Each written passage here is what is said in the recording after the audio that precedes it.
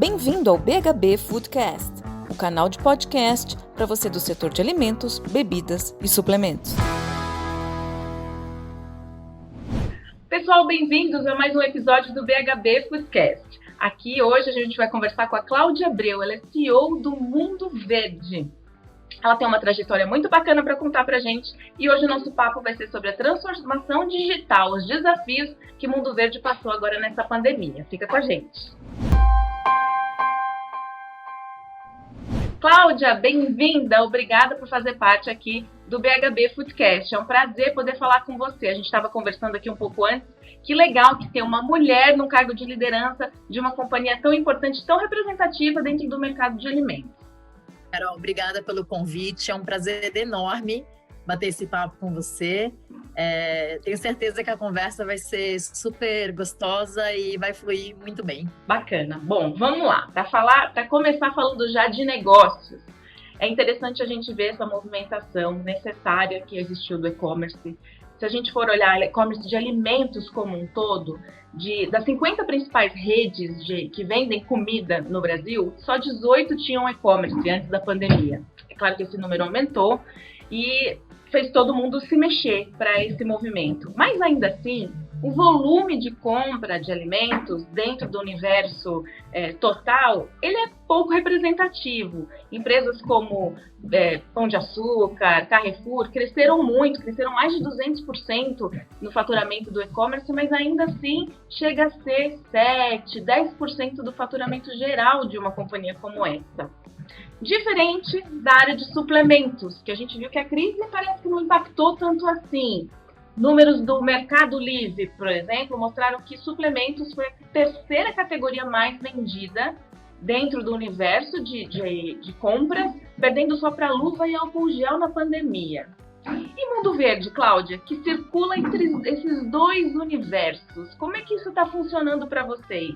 Essa transição para o e-commerce, ela aconteceu de uma maneira bacana ou ainda a compra e o comportamento do consumidor que ia na loja era muito mais por impulso e isso não conseguiu ser transcrito totalmente para o online?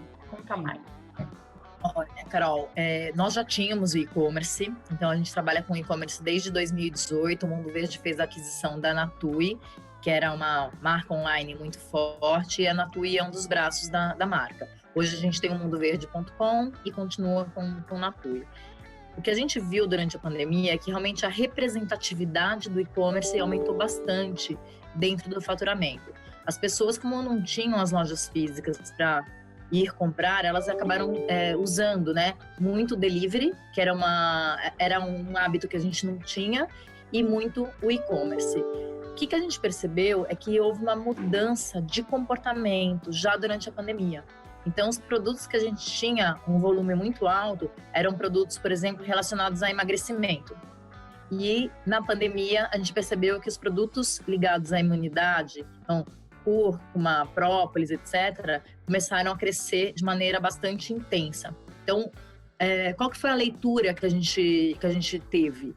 O consumidor entendeu, e isso é uma mudança que eu acredito que tenha vindo para ficar, que não adianta você ter o carro do ano, a roupa da moda e etc., se você não tiver bem de saúde. E como a gente não tem a vacina ainda, o jeito de passar por esse momento é não ficar doente. Então, a questão de estar bem de saúde virou um assunto que já estava em pauta, mas ele foi reforçado. E acho que um outro ponto que vale ressaltar é que o Mundo Verde hoje ele tem uma abordagem muito de falar sobre bem-estar. E o bem-estar ele vai além de alimentação. Você tem outros componentes que influenciam o teu bem-estar. Uma coisa que a gente percebeu também é que a parte de equilíbrio emocional, de autoconhecimento, né, de estar bem como um sistema é importante para esse cliente. Então a gente percebeu, por exemplo, que produtos como florais cresceram bastante também. Muito legal, muito legal. Esse universo que você acabou de falar, né, que a saúde ela é de uma forma holística, ela não acontece só porque você está consumindo um alimento por si só, ele não vai ser saudável. Se você comer alface, se você comer alface todos os dias, só alface, você não vai ser uma pessoa saudável. Então, a saúde ela é um tema muito mais complexo e a saúde mental está muito ligada a tudo isso que a gente falou. Como que você enxerga dentro do e-commerce, da prestação de serviço de Mundo Verde, essa contextualização? Dá para entregar mais do que uma oferta? O que move mais esse consumidor hoje para comprar online? É preço? Ele está só drivado por preço? Ou tem alguma coisa ali de diferencial que ele vai falar, não, eu vou comprar em Mundo Verde porque ele me traz mais isso? Carol, eu acredito que, independente do mercado, o cliente ele sempre busca, no momento da compra, uma solução para algum problema que ele tenha. Então, eu já trabalhei em diversas indústrias, né? Então, trabalhei em tecnologia, trabalhei em cosméticos, etc. E o que eu percebi é que, independente do segmento, toda vez que a gente entende realmente quem é o nosso cliente, o que ele valoriza e qual é essa solução que ele está buscando, a gente consegue prestar um serviço melhor e a venda acaba acontecendo por consequência. Então, eu não gosto muito de falar de produto. E eu entrei no Mundo Verde em setembro do ano passado, então é recente ainda. E logo na sequência, a primeira pessoa que eu contratei pro time foi a nossa head de marketing. E a gente conversa muito sobre isso, né? O que o nosso cliente busca? Então, qual é o problema que a gente pode ajudar a solucionar? E o fato de eu não ter vindo do mercado de alimentação me ajuda muito, porque a minha visão é a visão do cliente, não é a visão dos especialistas. Então, eu trabalhei muitos anos na Microsoft e eu lembro que na época eu brincava que quem trabalha em indústria de tecnologia normalmente é engenheiro e o cara fala engenheirês. Você precisa traduzir isso para o português. E eu descobri que na indústria de alimentos, né, o pessoal fala nutricionês. E não é a linguagem que o cliente entende. Então não adianta a gente trazer abordagem técnica. A abordagem técnica ela tem que entrar como suporte. Mas você tem que entender de verdade por que aquele cliente está indo buscar esse produto. Né? Então, o Mundo Verde é uma empresa com mais de 30 anos. Ela surgiu num ambiente que era muito focado no pessoal que tinha um lifestyle mais alternativo, então eram os vegetarianos, os veganos, né? Isso daí há 30 anos era algo diferente, vamos colocar. Depois mudou um pouco para os atletas, então essa parte de suplementação se tornou uma categoria importante para a gente. E nos últimos 2 anos, e aí vou falar nesse último ano em que eu estou na empresa, a gente entendeu que a alimentação saudável, na verdade, é um assunto de interesse geral.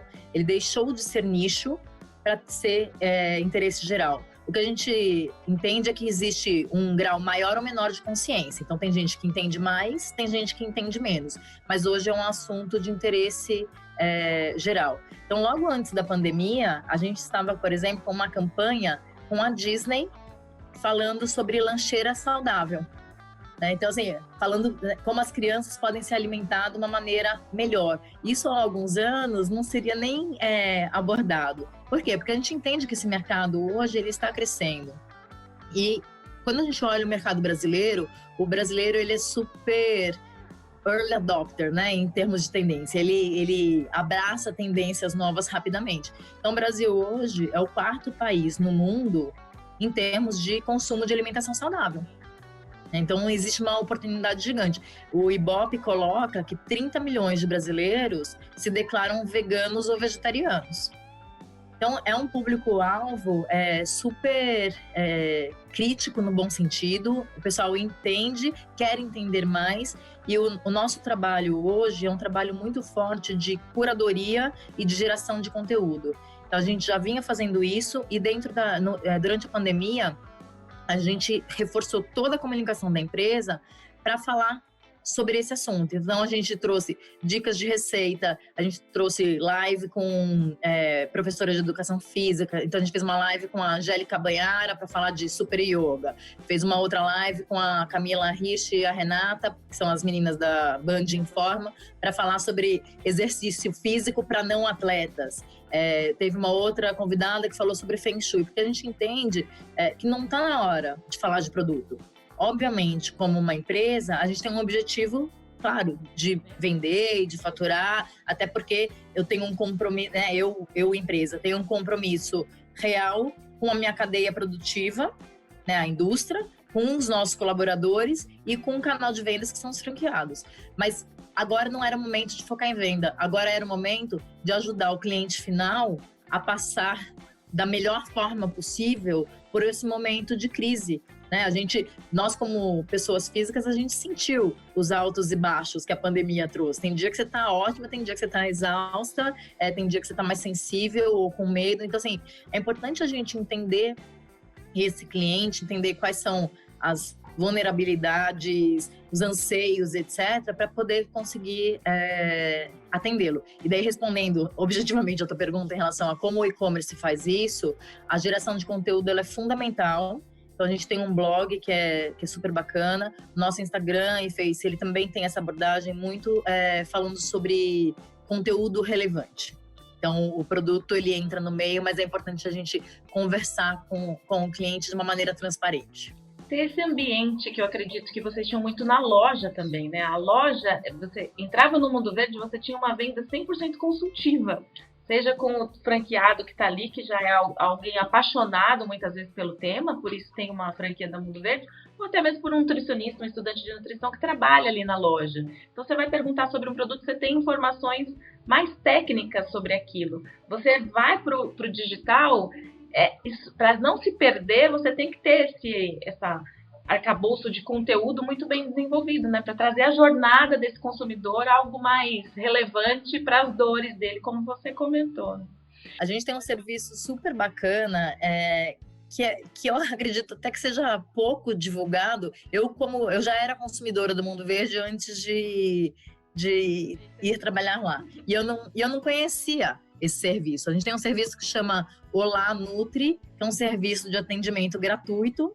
Você liga para as nossas nutricionistas, elas são da nossa equipe mesmo, inclusive são pessoas que ajudam na parte de desenvolvimento de marca própria, então são super especialistas e elas ajudam a entender qual a característica de cada produto, como que você faz substituições saudáveis, prós e contras de cada um. Então, assim, é um serviço super bacana e é gratuito, então é uma consulta com uma nutricionista por telefone grátis. Uma consulta, não, a gente nem pode dizer porque o CFN não permite que a nutricionista permite, online, né? Mas é uma assessoria, podemos dizer assim, né? Um suporte de um profissional que vai te tirar as dúvidas sobre aquele produto, porque vamos combinar, se colocando na cadeira do consumidor não é fácil mesmo, né? Tem muitos ingredientes desconhecidos, por mais que a gente esteja vivendo numa tendência muito clean label, de trazer as coisas integrais dos alimentos, ainda existe muito essa dúvida. Então, eu acho que esse serviço de vocês realmente é muito interessante e precisaria ser mais divulgado mesmo. Você falou uma coisa também legal, que dentro da indústria de alimentos a gente fala nutricionês, né? A gente tem um movimento na própria empresa, a gente é parceira do instituto que chama Nutrição Comportamental. E lá é justamente isso que você falou, a gente ensina o profissional de saúde, o nutricionista, a entender que não dá para falar nutricionismo com os pacientes de uma certa forma e que o contexto, o como você come, o porquê você come certas coisas é tão importante quanto o quê. Para a gente sair só desse aspecto biológico e funcional do alimento, que lógico tem seu papel, é fundamental para a saúde, a gente viu essa questão da imunidade, mas toda a relação que a pessoa tem com a comida hoje é fundamental para a gente ser feliz e ter saúde, né? Então Acho super bom você ter levantado, acho super bacana você ter levantado esse ponto, porque é uma coisa que eu falo muito com a minha equipe. A comida é uma relação afetiva. A gente tem que ter prazer ao comer.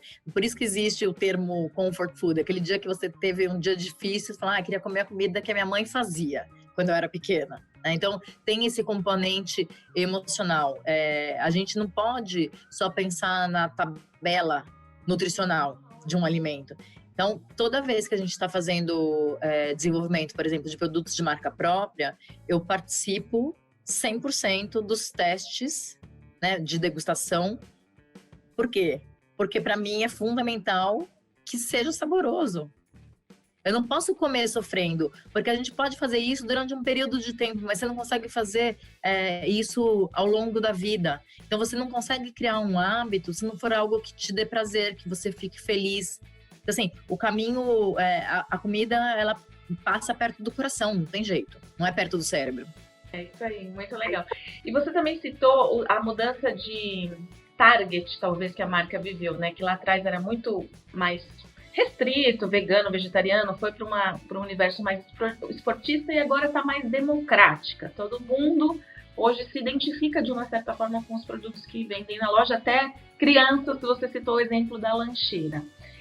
Dentro dessa mudança, qual que foi a movimentação de vocês em relação a isso? É de portfólio mesmo? Você citou marca própria. Hoje, marca própria para vocês é o mais representativo dentro do portfólio em números de vendas, de SKUs? Quais são essas questões mais estratégicas?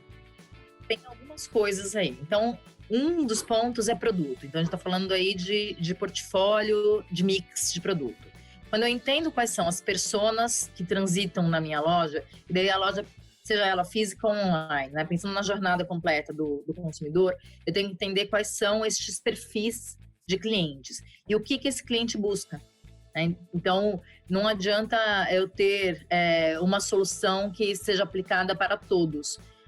Dentro das lojas, quando a gente testa, por exemplo, a parte de trade marketing e visual merchandising, a gente tem testes em lojas onde a gente separa por categoria, ou separa por marca, ou às vezes tem repetição de um produto. Então, por exemplo, tem uma parte ali de chás que eu coloco numa ilha de marca própria, mas coloco numa outra ilha de chás com outras marcas. Então, é importante a gente entender como que fica mais fácil para o cliente comprar. Esse é um ponto, produto. O outro ponto é conteúdo. Então, como é que eu conto para o cliente e o como eu conto depende de quem recebe essa mensagem. Então, se é uma pessoa que é mais técnica, normalmente o pessoal que consome suplementação, eles têm um nível de conhecimento mais alto, né? Muitas vezes o cliente chega na loja sabendo mais do que o vendedor, e a gente tem que diminuir esse gap. Então, é uma abordagem. Quando eu falo para um consumidor mais genérico, eu tenho que explicar, às vezes, o básico. Vou falar do arroz com feijão para ele. Então, o tom da comunicação, a maneira como a gente aborda esse cliente também muda. E o outro ponto, Carol, que eu acho que é importante, é que a gente não tem verdades absolutas, principalmente nesse momento. Então, a gente está passando por um momento que é histórico, né? Preferia ter pulado essa parte, né? Não precisava ter vivido nessa vida. Mas já que estamos passando por isso, a gente tem que tirar algum aprendizado. E, para mim, o principal aprendizado da pandemia foi que as nossas verdades, elas foram desconstruídas. Então, hoje, se a gente pensar, todas as empresas viraram startups. Porque o que funcionou até agora não funciona mais. Então, é importante a gente ter um olhar de observação para entender o que funciona melhor e o que não funciona. Então, a gente vai ter que trabalhar muito como a indústria de tecnologia trabalha, né? Em metodologias ágeis, etc., de testar, ajustar, medir ver se funcionou, se não funcionou. Assim, talvez a gente faça 20 coisas e uma dê certo. Talvez nenhuma dê certo.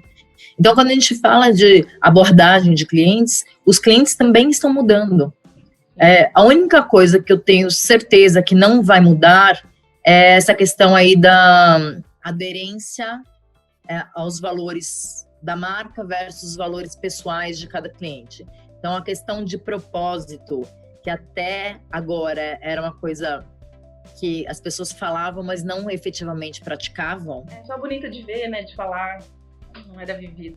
Agora, realmente, acho que vai começar a haver um questionamento se você tem coerência entre o que você fala e o que você faz.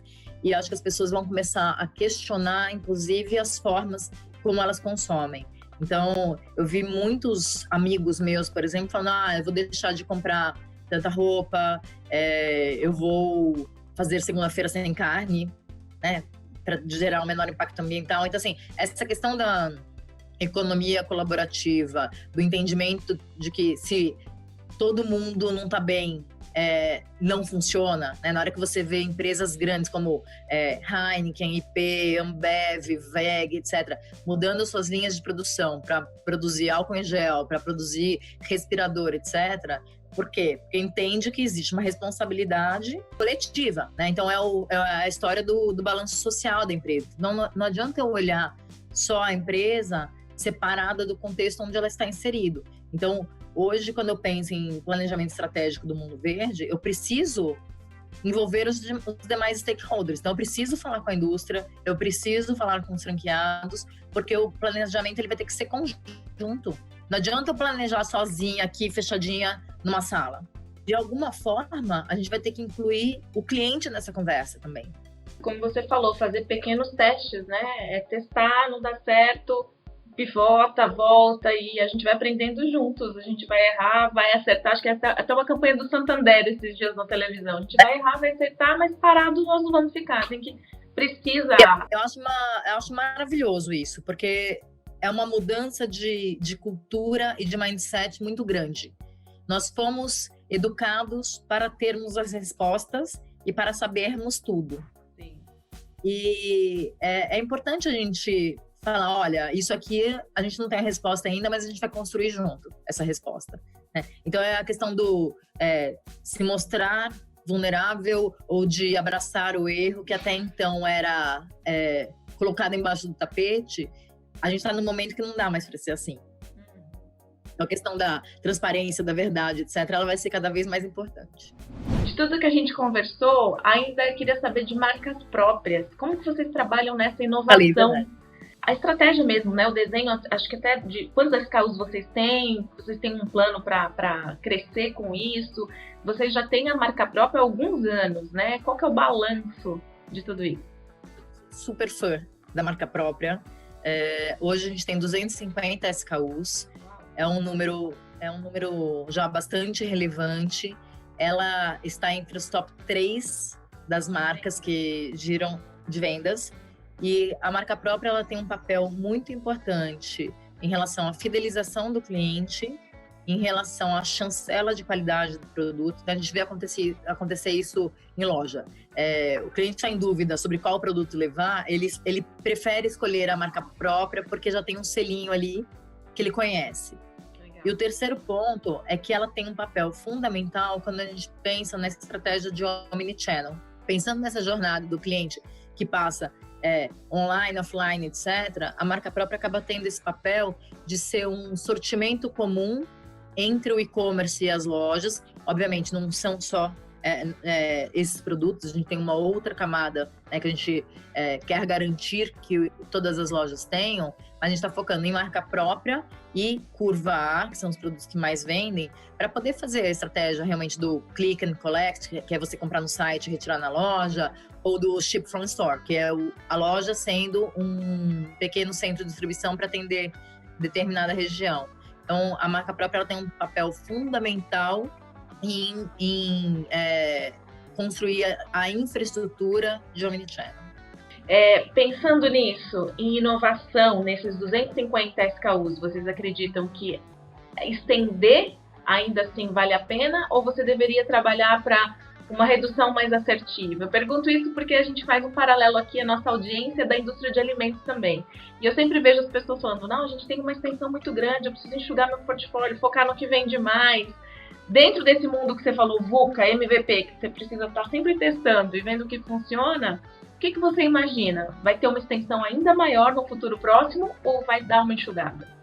Não acho que vai enxugar. Eu sou adepta de produto que vende. Tá? Então, assim, eu sempre vou olhar se o produto está vendendo, se ele não está vendendo, eu não tenho apego. A gente pode tirar ele de linha. Mas o que a gente tem visto é que o desempenho dos produtos de marca própria, ele tem sido muito bom. Então, obviamente, tem produtos que giram mais rápido, outros não tanto. Falando de inovação ou produtos mais commodity, a gente tem que ter um equilíbrio entre isso. Né? Não dá para a gente fazer só produtos inovadores e não dá para fazer só produtos, por exemplo, ingredientes básicos, tipo farinhas. Acho que a gente tem que ter um equilíbrio, porque um gera reforço de marca e realmente traz novidade para o mercado, e nós, como líderes do segmento na América Latina, a gente tem esse papel. Então, assim, é nossa obrigação trazer inovação. Mas tem uma outra parte, quando a gente fala de produtos que são mais commodity, que eles trazem volume. E isso ajuda também a compor a cesta de produtos que o franqueado vai oferecer para o cliente. Então, acho que fazendo um paralelo para a indústria de moda, a gente tem as peças que são as aspiracionais, tem o jeans que vende para todo mundo, e você normalmente trabalha entre esses dois universos. E inovação, a gente tem alguns produtos muito bacanas, Carol, que às vezes a inovação vem no formato em que esse produto se apresenta. Então, vou usar um exemplo. A gente tem um produto que chama Bulletproof, que é o pessoal que treina, entrou na moda aquele negócio de colocar manteiga ghee e óleos de coco no café. Que para quem já tomou isso, sabe que não é a coisa mais gostosa do mundo. A gente lançou um produto que ele é um chantilly feito com manteiga ghee e óleo de coco. Então, é um produto que é super indulgente. Então, sabe aquele negócio assim, você vai fazer uma gordice agora de tarde que eu mereço. Tô cansada, preciso dar um up. Eu tomo café com Bulletproof, só que é um negócio que é super saudável. Então, assim, ele junta as duas coisas. Então, tem a questão da indulgência e tem a parte da saudabilidade. Então, essa mistura de óleo de coco com manteiga ghee não é uma inovação, mas o formato onde a gente apresentou é um negócio super diferente e a gente viu que deu muito impacto em termos de mídia e em termos de venda. Então, assim, toda vez que eu faço reunião, eu falo desse produto e o pessoal fala, mas eu queria experimentar. A gente ficou com ruptura do produto porque ele vendeu mais do que a gente estava esperando. E quando você coloca num momento de consumo tão habitual e frequente nosso também, como tomar um café, o Brasil agora acho que é um dos principais tomadores de café do mundo, né? Senão, acho que a gente está no ranking dos top 3 de tomar café no mundo. E o café é amado por todo mundo. Então, você se aproximar de momentos de consumo como esse, acho que é uma estratégia muito interessante também, que muitas vezes você faz só na comunicação, né? Você tem um produto inovador aí que é o chantilly, mas se você conseguir inovar nessa comunicação, a gente tem alguns cases interessantes mesmo nessa indústria para falar. Cláudia, queria te perguntar agora para a gente encerrar um pouco da tua trajetória. Você falou que tem menos de um ano que está aí no Mundo Verde, e quando você olha para trás, onde você olha e você fala assim, nossa, me orgulho de ter deixado esse traço aqui, a minha marquinha ali naquele projeto, naquela empresa, fez a diferença e construiu a minha história. Qual que é o teu ponto alto aqui até hoje? Antes de responder essa pergunta, eu vou usar um paralelo que o Steve Jobs fez num discurso que ele fez para a turma de formandos de Stanford, que ele falava sobre o connecting the dots, né, que é ligar os pontos. Então, ele conta uma história que ele foi estudar numa faculdade que tinha tipografia e ele se apaixonou pela beleza das letras, e na época era um negócio que não tinha nenhuma função prática para ele, mas os computadores da Apple têm essas letras bonitas porque ele passou por isso. Então, quando eu olho para trás e vejo a minha trajetória ela foi muito atípica. E hoje eu vejo que ela faz todo o sentido do mundo. Então, eu não sei se eu sou uma pessoa de muita sorte ou realmente as coisas foram se conectando, mas eu tive 2 grandes blocos de carreira. Então, o primeiro bloco foi no mercado super B2B. Então, trabalhei na Shell, na área financeira, trabalhei muitos anos na Microsoft, trabalhei 8 anos na Microsoft. E depois disso, fui para varejo. Então, trabalhei na L'Oréal, Estée Lauder, Kipling e hoje em dia Mundo Verde. Quando eu olho essa história, que é esquisita, entre aspas, eu lembro quando eu saí da Microsoft e fui para varejo, eu ouvi de muita gente, mas você não entende nada de varejo, você vendia Windows, né? E hoje varejo e tecnologia estão super conectados, você não pensa em varejo sem tecnologia. Então, isso acabou me dando um repertório diferente de quem sempre esteve no varejo. Falando de projetos que eu participei e que eu fico feliz, vou usar um projeto da Microsoft, depois eu vou falar outro do próprio Mundo Verde. Na Microsoft, eu era responsável pela parte de OEM, que são os fabricantes de computador. Então, Dell, HP, Positivo, etc. E a gente tinha um número de Windows gigante para fazer, e a gente tinha na época 90 e tantos por cento de market share no mercado corporativo. Então o único espaço para crescer era mercado consumidor. E eu fui conversar com os fabricantes e eles assim, não, esquece que cliente final não vai comprar software legal, o pessoal vai na Santa Efigênia e copia o CD, não vai rolar. Falei, bom, a única alternativa que eu tenho é mercado de consumer, então vamos pensar outro jeito. E nessa época, era a época do governo Lula, então a classe C estava crescendo, o governo estava fomentando muito a questão de Linux, etc. Falei, bom, vou conversar com os varejistas.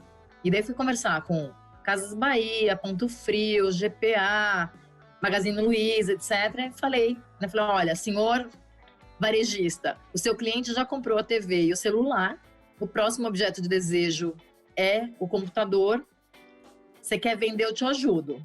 Mas aí você coloca o fabricante com o Windows pré-instalado no computador.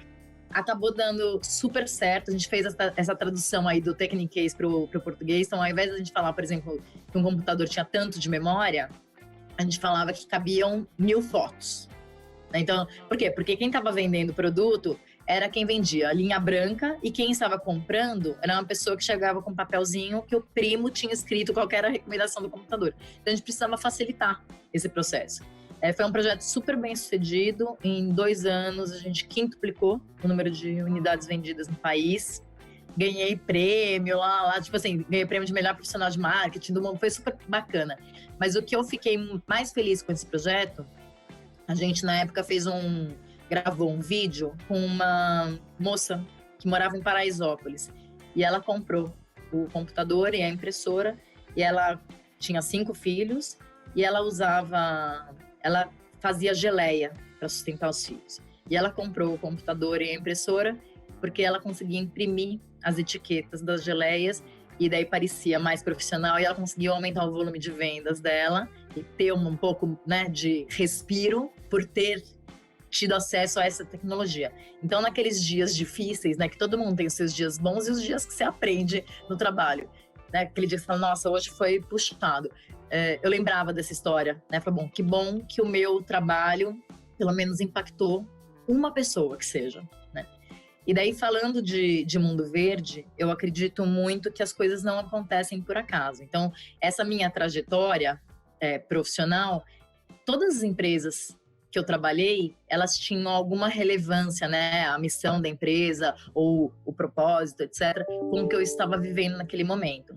E hoje, o propósito do mundo verde tem uma aderência real com o que eu acredito. Então, como eu disse, eu já era cliente do Mundo Verde, eu sou super natureba, e assim, os meus filhos são as crianças que pedem brócolis, eles que quiseram fazer segunda-feira sem carne em casa, a gente faz esporte junto, então a questão de natureza, impacto ambiental, etc., é super relevante. E eu gosto de contar sempre 2 histórias, né, sobre os meus filhos. Então, a minha filha, há uns 2 anos atrás, então antes de eu entrar no Mundo Verde, ela virou para mim e falou, mãe, eu quero ser vegana. Eu falei, olha, Luli, ela tinha 9 na época, tinha 9 anos na época. E eu falei, Luli, a decisão sobre como a gente se alimenta é uma decisão muito pessoal, mas você é pequenininha ainda, precisa de proteína, é importante você consumir proteína. E ela virou para mim e falou, mas feijão tem proteína. Pô, desculpa. E o meu filho, que hoje tem 9, eu chamo ele de Greto, porque o cara virou o xiita ambientalista.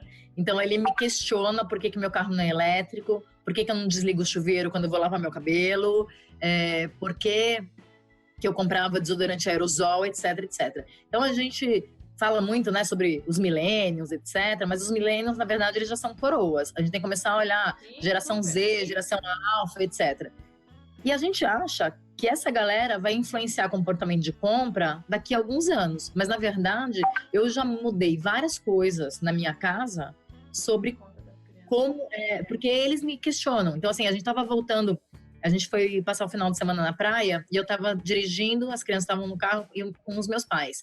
E daí, não sei por que surgiu a história, minha mãe começou a falar sobre o degelo das calotas polares, não sei o quê, e daí as crianças começaram a ficar em pânico, tipo, mas por que tá derretendo? O que vai acontecer com o urso polar e com a foca, não sei o quê. E daí, daqui a pouco, a Lu, ele vira pra mim, né, minha filha, fala, mãe, escrevi aqui no meu notes 10 coisas que a gente precisa fazer para parar o degelo das calotas. Daí começou, a gente tem que ter consumo mais consciente, a gente tem que reciclar o que a gente precisa, a gente tem que consumir menos carne. Escreveu 10 coisas, ela falou, tá bom, eu falei, ficou ótimo. Então agora eu vou mandar para minha lista de WhatsApp. Então assim, o nível de consciência que essa moçada tem é completamente diferente do nosso, e eles se sentem responsáveis e têm uma ação para mudar as coisas. Então, falando, né, de projetos, o projeto que eu tenho no Mundo Verde hoje é algo que eu acredito muito. Então, assim, eu acho que é uma empresa que tem um propósito muito claro e muito bacana.